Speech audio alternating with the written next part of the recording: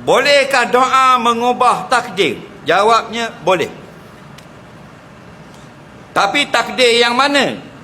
Takdir ada dua. Nombor satu dia panggil takdir qada mubram, yang tidak berubah dah, dulu, kini, selamanya. Faham? Contoh, Allah sudah takdirkan umur kita 80 tahun. Maka memang 80 tahun meninggal dunia. Walaupun kamu beramal soleh, kamu berdoa panjang umur, tetap 80. Itu dipanggil qada mubram. Ada satu lagi qada muallak.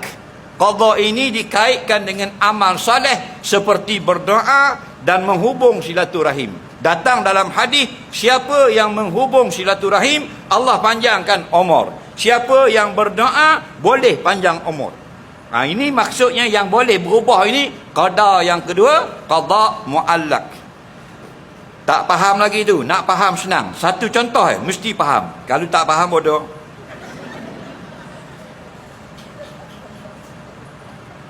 Bila mak dia mengandung anak dia dalam perut, okey, Allah kata pada malaikat, uktub umrahu, tulis umur budak ini. Okey, malaikat pun tulislah umur 70. Okey, malaikat akan tulis budak ni nanti dia lahir ke dunia, umur dia 70. Soalan dia, mu tahu tak dia ambil mana 70 tu? Dia call JPN. Kan, dia tengok pada lauh mahfuz. Usia budak yang dalam kandungan mak dia ni 70. Okey. Okey, 70 itu qada muallak. Boleh berubah. Okey. Malaikat tengok dalam lauh mahfuz, kanak-kanak ini 70. Faham? Bila budak ni besar, dia pergi semayang dan sebagainya, dia pergi Mekah, cukup pandailah. Dia berdoa, ya Allah, panjangkan umur aku. Allah makbul. Jadilah umurnya 80. Padahal malaikat tulis 70.